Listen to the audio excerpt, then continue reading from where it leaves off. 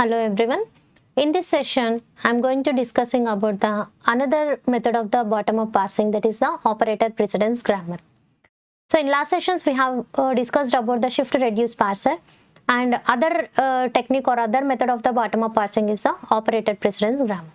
So a grammar that satisfies the two conditions, then we can call that grammar is the operator precedence grammar. So any grammar, if it is follows or it satisfies the two conditions, then we can call it as the given grammar is in the operator precedence grammar. So that those two conditions are nothing but the first one, there exists no production rule which contains epsilon on its RHS side. In the grammar, no production. If suppose in the given grammar, 4 productions are there. All these 4 production does not consist of epsilon at the RHS side of its production. It satisfies the first condition.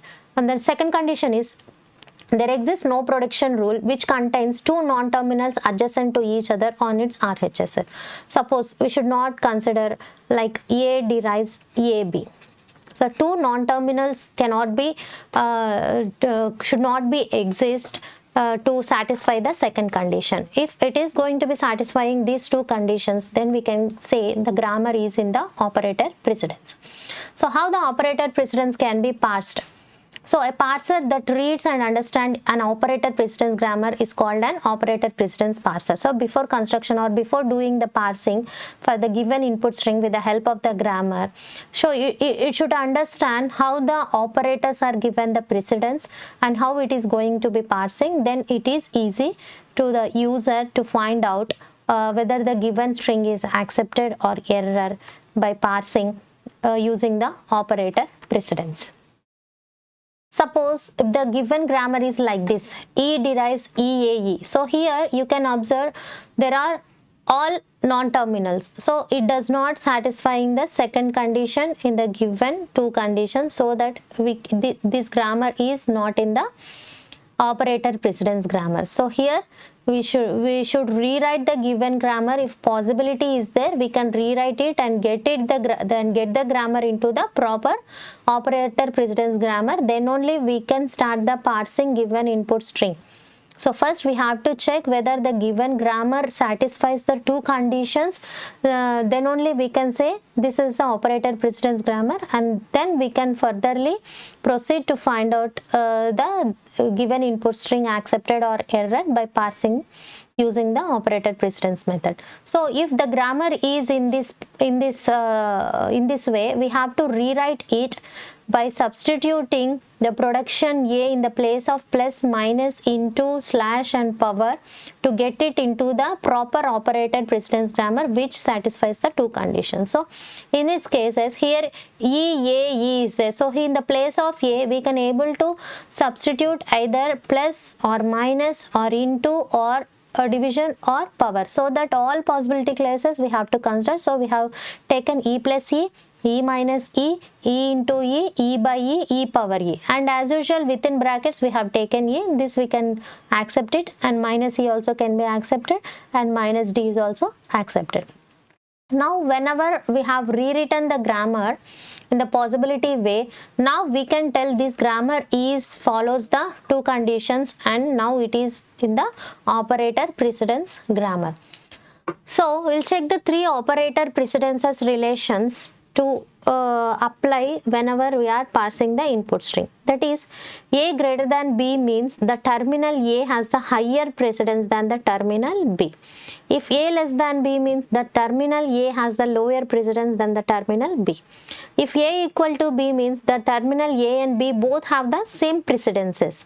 So these are the three possibilities we have to find out which is the greater, which is the lesser, and which are the equal in the given grammar. For that we have to understand the precedence table, operator precedence table.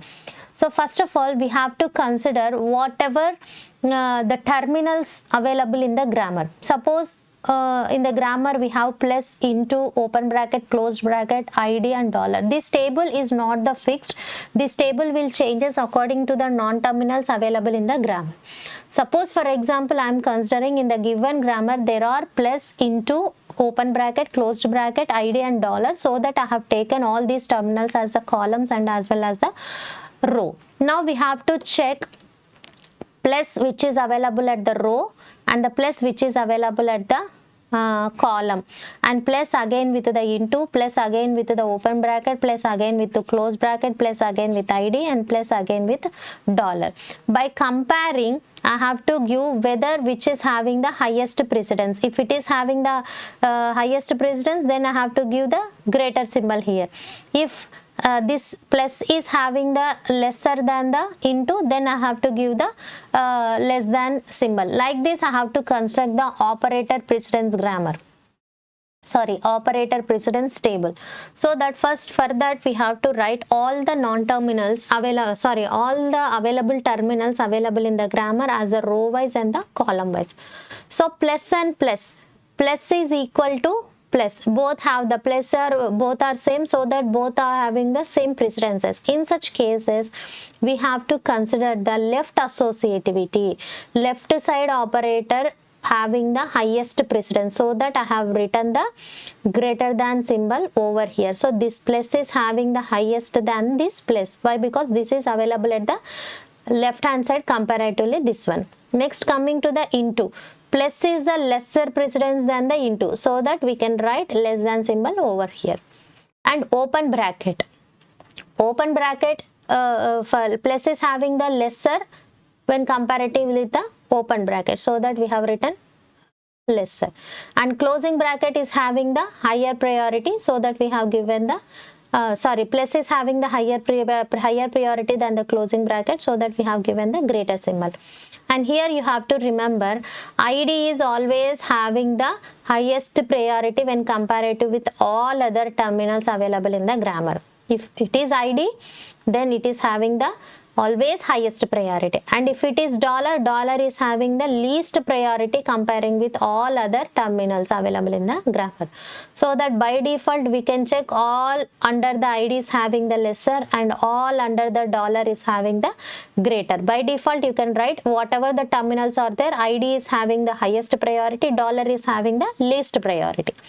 Like that we have to write the greater and lesser symbols by filling the all these columns, all these cells in the operator precedence. So into is having the greater, so that plus is having the lesser, so that plus here, and into is having the common but left associativity, so that we have given the greater symbol. And open bracket is having into is having the lesser, so lesser, closing is having the greater, so greater. Like this we have to fill all the available cells in the operator precedence table. So in some places we have given the X marks. This X marks indicates we cannot find out the precedence of such combinations. In such cases we can write the cell as the X. So dollar and dollar, how can we take the dollar and dollar? As per the rules we have to consider left associativity. So left associativity is the greater, so that we can consider this as the greater, but always we will use dollar only either starting of the stack or ending of the input string. In such cases we cannot assume which is the greater and which is the lesser precedence. In such cases we are going to be writing the X symbol. And here we have written open bracket and closed bracket, we have given the equal to. Why? Because in the grammar, if we are going to be taking any terminal or the non-terminal, it should be enclosed in either, it should be enclosed within the brackets. We cannot take the production only like this. If there is a open bracket, then definitely there should be a closed bracket, so that we have given the same precedence for the open bracket and the closed bracket. In the grammar, if open bracket is available, definitely the closing bracket should be available in the given grammar. So that we have given the equal precedence in between the open bracket and the closed bracket. So this is the way how we have to construct the operator precedence table for the given grammar by considering all the terminals available in given grammar. This table changes for each and every grammar. We have to consider whatever the terminals available in the grammar. For that terminals we have to construct the precedence table. So here are few rules are there before parsing the operator precedence. So here if the precedence of B is higher, of A, then we have to write it A less than B. If it is equal, then we have to write A equal to B. If it is a greater, then we have to write the A greater than B. And coming to the rule 2, and the most important you have to remember is, an identifier is always the higher precedence than any other symbol. Any terminals are available in the grammar. Remember, identifier that indicates ID. If ID is available in the grammar, it will be having the highest precedence comparatively with any other terminals available in the grammar. As well as dollar symbol. If the dollar symbol is available in the grammar, or while parsing we are taking the dollar symbol either starting of the input string or the end of the input string, in such cases we have to give the least preference or least precedence towards the dollar when comparatively with the remaining all terminals available in the grammar. And if two operators have the same precedence, then we have to go with the associativity, that is the left associativity we have to follow, and the left associative symbol or the terminal is having the highest precedence. So these are the steps to be followed to parse the given string by applying the operator precedence grammar to find out a given string can be accepted or error by using the operator precedence technique. So step 1, so the dollar symbol, we have to insert the dollar symbol at the beginning and ending of the input string. If some input string has been given, first we have to write that input string within the dollar, starts with the dollar and then string and end with the dollar, and the precedence operator between every two symbols of the string by referring the operator precedence table. Then we have to write the precedences in between every two operators starting from the left and scanning towards the right. We have to give the precedences either greater or lesser, and start scanning the string from LHS in the forward direction until greater symbol is encountered. After placing the greater than and less than symbols by comparing the two operators starting from the left towards the right of entire input string, now we have to start scanning of the input string from left to right until the greater than symbol is encountered. Whenever we encountered a greater than symbol, then we have to keep a pointer on that location. We have to make that location as the pointer. And step 3 is start scanning the string from RHS in the backward direction until lesser symbol is encountered. So at the starting, first we scanning from the left towards right until greater than symbol found out, and we make a pointer over here, and then starts scanning from the right to left until the less than symbol encountered. So keep a pointer on the location. So first of all we have keep a pointer at the greater than location, and then we have keep the pointer at the less than location. So everything that lies in the middle of this less than and greater than symbol, so wherever we have kept the pointer, this one and this one, in between these two less than and greater than symbols, whatever the available here, that we call it as the handle, that is nothing but the substring. This is the way how we are finding out the substring to replace it with its production non-terminal. So now finding out, this is the way of finding the handle in the given string and replace this handle with the head of the respective production. So suppose we have E plus E, dollar, dollar, so that dollar is always less than E, and E is also E is the terminal, so we cannot compare it, and plus is there.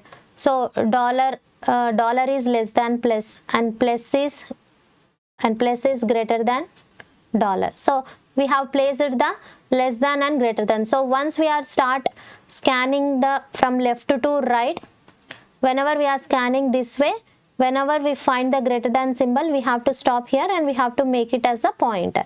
And after this step, we have to scan the string from the right towards the left, and whenever we find the less than symbol, we have to stop here and make it at a pointer. Now in between this less than and greater than symbol, whatever the handle, this is the handle or the substring we have found out. Now we can replace this E plus E with its production. Suppose we have E derives E plus E. Now this E plus E can be reduced with its production, that is E. This is the way how we have to read the input string throughout the completion of the input string. So last step is keep repeating the cycle from step 2 to step 4 until the start symbol is reached. So until we reach the start symbol at the final, we should continue these steps by placing the lesser and greater symbols in between the string and make the pointer to find out the handle. Once the handle has been pointed properly, this handle will be replaced with its respective production, and automatically we are going to be reaching the starting state of the grammar. So here we have to follow some important notes. That is, in practice, operator precedent table is not stored by the operator precedent parser. This is because it occupies the large space. Because of the space complexity, it is not allowing to store the operator precedent table in the parser. So instead, operator precedence parser are implemented in a very unique style, and they are implemented using the operator precedence functions. Instead of using the table, it can be implemented by using the precedence functions. What is precedence operator precedence function? So here precedence function performs the mapping of terminal symbols to the integers. The terminal symbols will be mapped with the integers, and by using these functions, it can be passed easily. To decide the precedence relation between symbols, a numeric comparison is performed. Here, if the symbols are having, then the precedence can be done with the help of some numeric comparisons, and it reduces the space complexity to the larger extent. Because of the space complexity, they are using the precedence function instead of using the table. So here we have taken one example, that is E derives EAE or ID. So this is not in the format of operator precedence, so we are rewriting it by replacing A with the plus and into. So now we have E derives E plus E, E derives E into E, and E derives ID. This is the grammar after rewriting it. Now this is perfectly suitable to apply the operator precedence, and this is the input string. We have to check whether it can be accepted or error. So now we are going to be constructing the operator precedence table. So what are the terminals we have? ID plus into are the terminals available in the grammar, and dollar obviously we have to consider. So I have written ID plus into dollar as the columns and as the row wise and the column wise. So ID having the equal, so we cannot give the precedence, and ID is having always a greater precedence comparatively with all other terminals available in the grammar, so that we have given plus under plus into dollar all greater symbols. And for ID, all the terminals will become the lesser precedence, so under all we have given the lesser precedence. Like that we have complete all the operator precedence table construction comparatively with each and every operator available at the LHS side and at the RHS side. So next, parsing. Coming to the parsing, so first the given string, the first step is we have to place the dollar at the starting and the ending of the given input string. The first step we have followed here is placing the dollar at the starting and the ending of the input string. Input string here is ID plus ID into ID. So the dollar is placed at the starting and at the ending. So now we have to insert the precedence operators between the string, each and every string symbols. So dollar is having the lesser than ID, ID is having the greater than plus, plus is having the lesser than ID, ID is greater than into is less than ID, ID is greater than dollar. So like this we have placed the operator precedences in between each and every symbol in the given input string. By this, from next step onwards, we have to start the parsing. So starts with the LHS side, scanning and move towards the RHS side until you find the greater symbol. So first I'll start here and scanning. Here I found the greater symbol, so that I have pointed the pointer at the greater symbol. From there itself I start scanning from RHS side towards the LHS side until I reaches the less than symbol. So wherever I got the pointer, from there itself you have to scan again backward to find out the lesser. So whenever I scan, here itself I found the lesser symbol. Now the terminals available in between these lesser and greater symbols, we call it as the handle or the substring. Now this can be reduced with its respective production, so that the ID has been, we have the grammar as E derives E plus E, E derives E into E, and E derives ID. So the ID can be directly derived E. So the ID can be reduced by its production, that is E. So up to here we have completed. So from again here we have start scanning. Whenever we start scanning here, from here, when it reaches the greater symbol, it stops there and again starts backward from here and it reaches the less than symbol again. So ID can be again replaced with E. And again from here, start scanning and it will be the pointer, and start scanning backward and it will be the pointer. So this also replaced with the E. So finally we got E plus E into E. E plus E into E. So now these are the terminal symbols and we cannot give the precedences to these terminals, so that just we are going to be considering the operators here to give the again priorities. Again precedences. So dollar is less than plus, plus is less than into will be greater than dollar. So again start scanning from the left where up to reaches the greater symbol. So it has been reached with the greater symbol. So again scanning back towards the lesser symbol. So it has been the lesser symbol. So within this it has the into. So whenever we have the greater and lesser, this is again have the handle.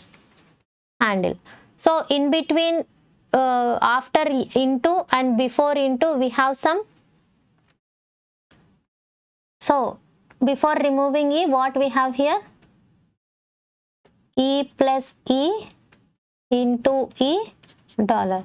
So in the place of this E's, we have written the symbol. So now we can replace this E into E as E.